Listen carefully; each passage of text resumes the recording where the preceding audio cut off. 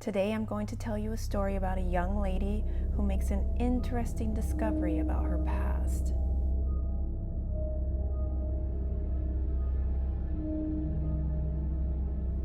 Dara came to the United States when she was 1 year old. She came with her mother and her aunt from Cambodia because at the time there was a humanitarian crisis. They came with very little on their backs. They eventually settled in a Cambodian community of refugees in Chicago. In the 1980s, it was a very poor area with housing projects. There was a lot of gang violence, and it was even dangerous to go to the beach. Dara's mother and aunt worked in a textile factory to feed themselves. They worked very long hours, so they had to depend on the neighbors to watch baby Dara. Eventually, the mother and aunt were able to scrape enough money together to get a small house outside of Chicago in a better neighborhood. Although this was a better circumstance for them, they didn't have any neighbors to watch Dara. Dara couldn't recall who babysat her when her mother and aunt worked. She couldn't recall the neighbors. Her younger years were all a blur. All she could remember was having these nightmares, these terrible, cold, dark nightmares where all she would do is wake up crying and screaming. Eventually, she would just cry herself back to sleep. As Dara grew older, her mother and aunt worked more and more in the textile factory, and they finally enrolled Dara in school. She was already 9 years old. She had to learn to take care of herself after school. She made her own dinner, she washed everyone's clothes, and she did chores around the house. At school, Dara felt like she didn't fit in, so she kept to herself. She continued having these nightmares, and she eventually became very afraid of the dark. She couldn't understand why, but the nightmares occurred more and more often. They were so vivid and real, it was as if she had just lived them. When she was old enough to attend high school, Dara felt more and more isolated from her peers. She didn't participate in sports or any extracurricular activities. She would just come home and stay in her room as long as she could. She continued to do her chores around the house. But by this time in her life, her relationship with her mother became more tense and definitely frayed. They began having volatile fights that would end up with Dara retreating to her room to sulk. When she was upset and lonely, Dara would look at the pictures in the old tattered picture book that her mother kept in the house. She found a picture of herself when she was around 3 years old, holding a doll. When she looked at the picture, she faintly remembered having this doll. It was all a blur. It was all dark. She thought this picture was taken when she was at her happiest in life, so she decided to carry it around with her. While she would do her chores and clean around the house, she would look for this doll. She thought maybe physically having this doll would take her back to her happiest moments in life. One day, Dara asked her mother where the doll was, and her mother said she must have left it somewhere because when she was younger, she would carry around this doll everywhere she went. Her mother never threw anything away, but there was no telling where the doll could be because there was so much stuff in the house. Dara just wanted one friend. Just one person to tell her secrets to. She just wanted to be understood. She even became afraid of going in the closets at home. She continued to suffer from the terrible nightmares. She would wake up and everything around her was black and she was suffocating. She felt like she was trapped, but she didn't know where. She didn't know why. She couldn't figure out why she was waking up screaming and crying. She got so weary and tired, she asked her mother if she could see a doctor. Dara's mother told her it was all in her head. She was probably having these nightmares from watching too much TV. But Dara didn't watch scary things on TV. She only watched teen dramas and cartoons. Being that she was afraid of the dark, anytime anything remotely scary was on TV, she would change the channel or run out of the room. Dara's grades began to suffer because she could not concentrate in class. She became very withdrawn and she didn't want to go to school anymore, but Dara's mother made her go to school whether she was sick or well, because Dara's mother didn't want to have to deal with Dara. Dara's teacher called the mother to tell her that Dara was in danger of flunking. When Dara was home, her mother started pestering and berating her about her grades. Dara sunk into a deeper slump and she asked to see the doctor again. And Dara's mother said, no, all you had to do is study more and get better grades, and then you'll be happy. One day, Dara was doing her chores and cleaning around the house, and she started thinking to herself, her mom kept so much clutter. Why couldn't she just get rid of everything? Dara came into the house and she asked her mother if they could get rid of the things that weren't needed in the yard, like that barrel. And then she asked her, well, what is in the barrel anyway? And the mother said, and she just walked away. Dara rolled her eyes and her mom turned around and said, I had a conversation with your teachers. She told Dara that she would have to start staying after school to get tutoring with the math teacher.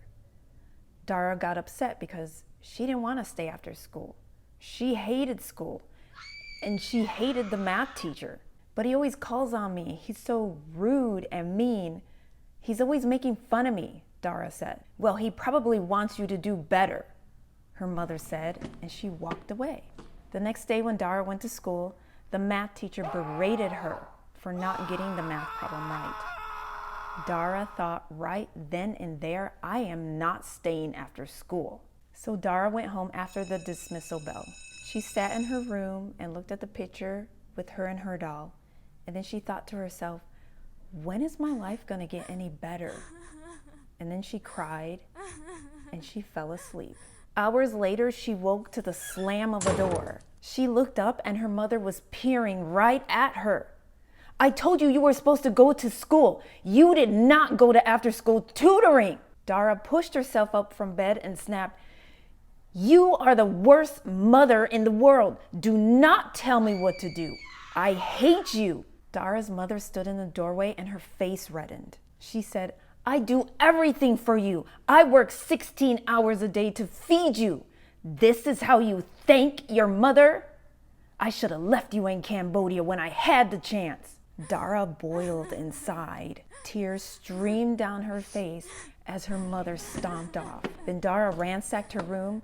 She packed her backpack with whatever she could find and she shoved her picture in her pocket. She ran out the front door and yelled, you'll never see me again. She heard her aunt chasing after her, yelling, Dara, come back. Dara ran and ran until she couldn't run anymore.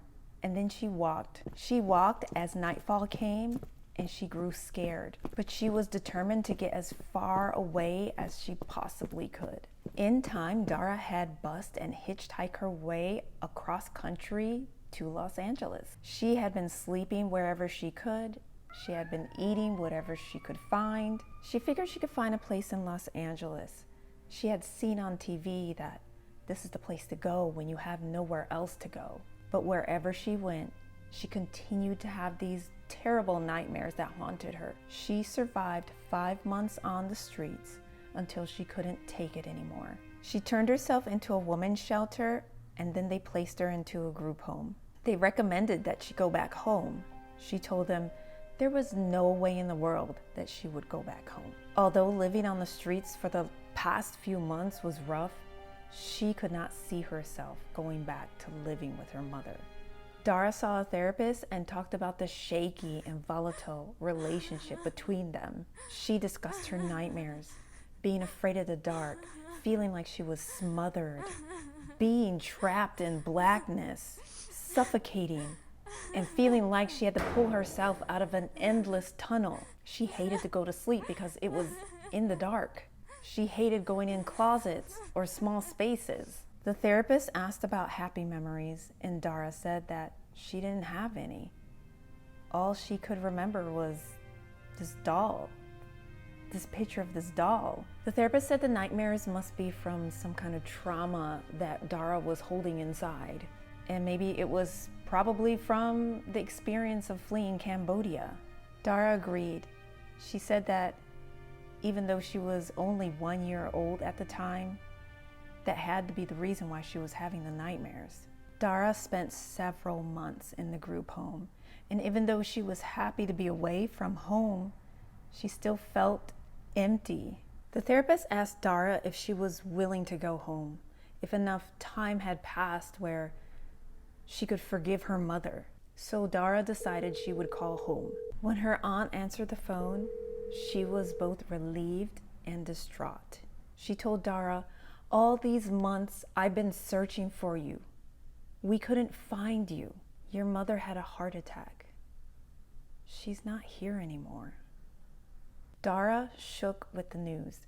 She was confused what to think. Her relationship with her mother was frayed, but she felt guilty that this was all her fault. Then her aunt convinced her to come home and finish school. She could continue to live in the house and perhaps make a new life for herself. Dara agreed that this was the best choice, and the group home arranged for her to go back to Illinois. A few weeks after, Dara was in her old neighborhood, in her old home, in her old room. She went back to doing her old chores. But although she went through several months of therapy, her nightmares were still present. She went back to looking at old pictures, especially the one of her and her doll. She decided to clean up around the house because with her mother gone, she could finally get rid of all the clutter and the junk. She went outside and started throwing things in a pile that she would dump. There were old, tattered clothes, broken chairs, just remnants and pieces that were far beyond using. And that barrel, she would definitely dispose of that barrel. So she walked up to it and pried it open. She stuck her head into the darkness of the barrel and then shuddered. The flashbacks of the nightmares appeared, that never-ending tunnel of darkness, the feeling of being trapped and suffocated. And then she froze. "It's my doll.